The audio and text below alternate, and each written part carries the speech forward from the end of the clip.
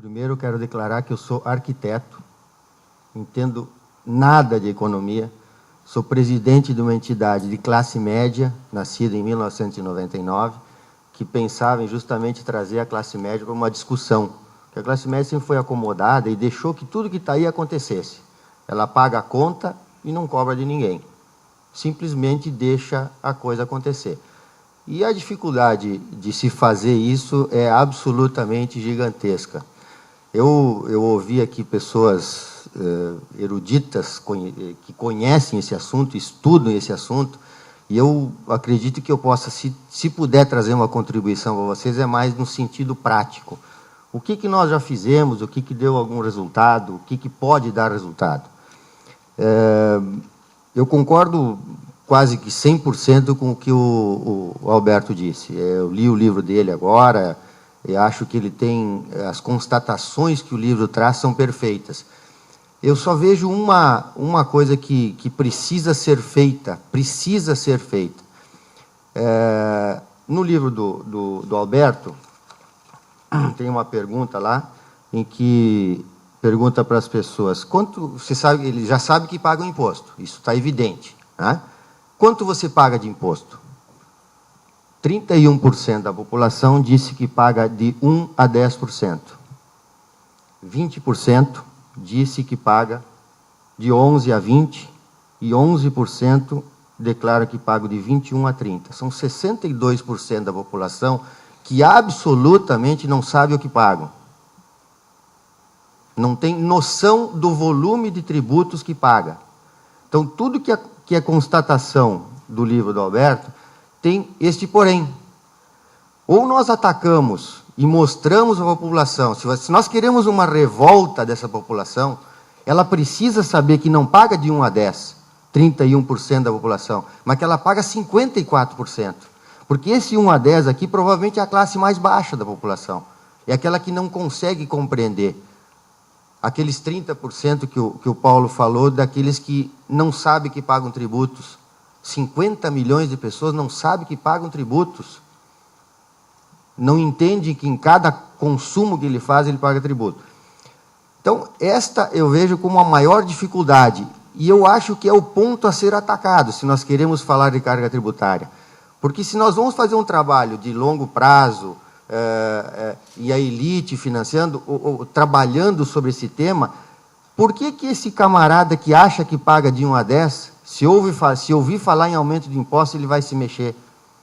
Ele vai pensar que vai passar de 10 para 12, de 12 para 10 para 15, vai aumentar um pouquinho a carga tributária dele. Agora, se nós conseguirmos fazer com que ele entenda que ele paga 54%, e alguém sugerir em aumentar a carga tributária, eu acredito que nós teríamos sucesso em fazer com que essa mobilização popular acontecesse. Agora, enquanto eles imaginam que pagam um mínimo de carga tributária, e ontem eu vinha do aeroporto para cá num táxi e perguntei para o taxista, depois numa conversa longa, quanto é que tu acha que tu paga de tributos? Entre 20% e 30% eu acho que eu pago. Mas eu não quero nem saber o teu salário, mas eu tenho certeza que tu paga entre 40% e 50%. Ele disse, não pode ser.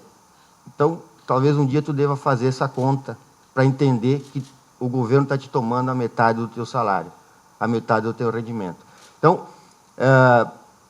a CLAME, no Rio Grande do Sul, que começou o Dia da Liberdade de Impostos, com uma ideia que veio do IEL, na verdade. O IEL entendeu de que queria fazer o Dia da Liberdade de Impostos, mas achava que era necessário uma entidade de uma classe média, que o Instituto Liberdade sempre teve alguma pecha do Instituto Liberal, né, que mudou depois, e foi através dessa ideia que a gente começou.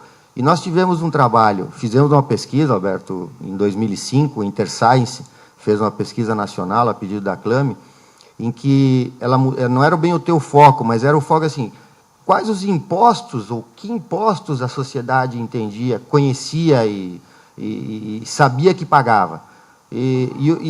Não é surpresa na época para nós, mas os impostos que eles entendem que pagam, sabem que pagam IPTU, porque tem um carnezinho todo ano, e ele discute isso, ele recebe o carnê. A surpresa maior, ICMS, apenas 3% dos entrevistados conhecem o ICMS. 3%. E é o imposto mais pago no país inteiro. Então, as pessoas desconhecem que tipo de impostos pagam e aonde elas pagam. Eu fiz um teste na minha casa, com 2 filhas advogadas, fiz essa mesma pergunta e tive uma grande surpresa. Ingrata, infelizmente. Porque nem na casa da gente a gente consegue, às vezes, transmitir essa ideia. Ficaram titubeando. O imposto ICMS é federal ou é estadual ou municipal? Minhas filhas deram uma titubeada, assim, foram entre o federal e o estadual.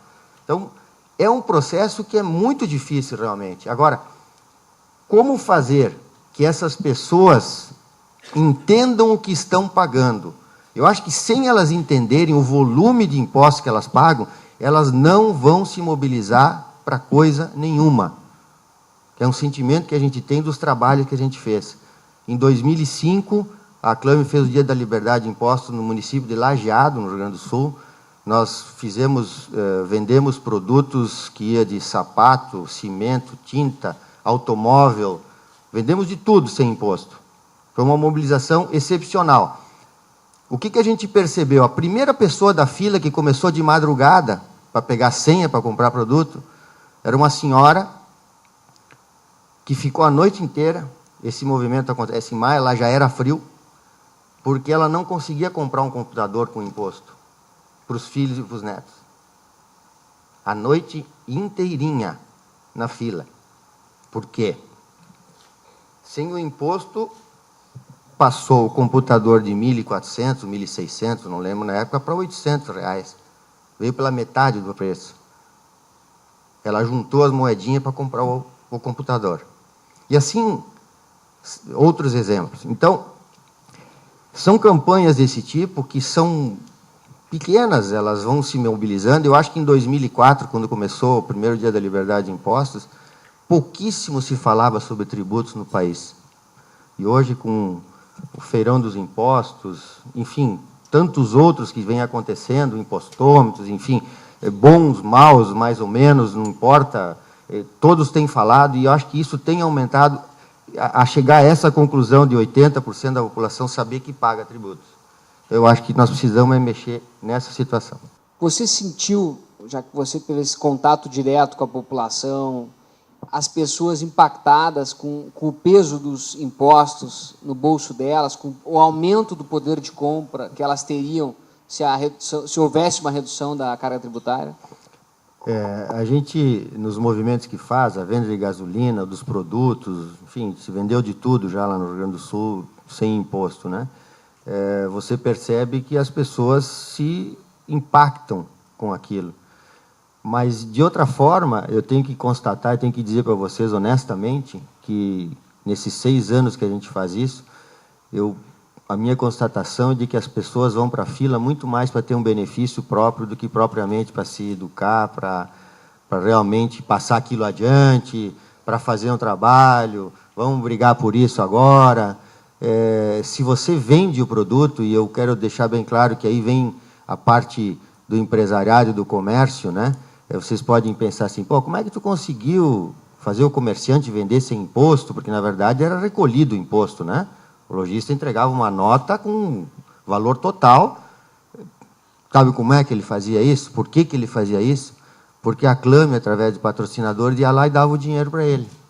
Ele não entrava com nenhum centavo. Se ele tivesse que entrar com qualquer valor, ele não participava. Então, eles só participavam porque, na verdade, eles ainda mexiam com a loja, movimentavam, vendiam o produto. E vendiam o produto preço de tabela. Só era diferenciado na vitrine lá. Olha, esse produto custa 100, tem mais 100 de imposto, hoje tu vai levar por R$100 só. Os impostos tu não vai pagar. Mas se ele tivesse que botar 1 centavo, ele não participa. Isso serve para entidades empresariais que apoiam o movimento, mas para fazer alguma coisa se a gente botar o dinheiro para organizar o movimento. É isso que é o mais triste de tudo, porque você tenta fazer um trabalho e absolutamente ele não acontece. Nós fizemos um trabalho, e aí José Luiz, né? Carvalho, da educação, né? Eu quero lhe contar rapidamente, em Novo Hamburgo, nós tivemos o apoio muito forte do prefeito Foscarini, e nós implantamos, ele implantou em todas as escolas municipais, são 75 escolas municipais, um projeto de carga tributária. Os professores eram instruídos através de um livreto que foi feito pela URGS em Porto Alegre, ensinando o professor a como se comunicar e mostrar ao aluno a importância de ele saber os tributos que ele pagava e de pedir nota fiscal. Isso, assim, gerou diversos anos, a gente fez esse movimento, as crianças de 8, 9 anos, 10 anos de idade, que entendiam já sobre carga tributária, davam aula para muito adulto, faziam o cálculo da merenda na escola, estava exposto lá no lugar da merenda, quanto tinha de carga tributária na merenda escolar. O que aconteceu? O ano passado, a prefeitura trocou de mãos, e aquele partido que fala em cidadania como sendo ele o proprietário desse título, simplesmente eliminou. Foi uma das primeiras coisas que eliminou, foi esse assunto das escolas. Por quê? Porque isto é realmente um processo em que você vai educando a criança, ele leva isto para casa, e eles passaram, essas crianças, era interessante, eles iam na vendinha, na bodega, ali perto da escola, e isso eram bairros populares, as escolas municipais em bairros populares, e eles passaram a pedir nota fiscal de uma bala, de uma bergamota, de uma laranja, tanto que chamou a atenção dos comerciantes, porque a criança está aberta a isso, ela aceita uma novidade, ela bota na cabeça aquilo e ela leva para frente, na casa. Esse é um grande difusor, é a criança. Agora, realmente, e aí a gente, quando acha um parceiro, vai, e aí o parceiro sai, morre o assunto.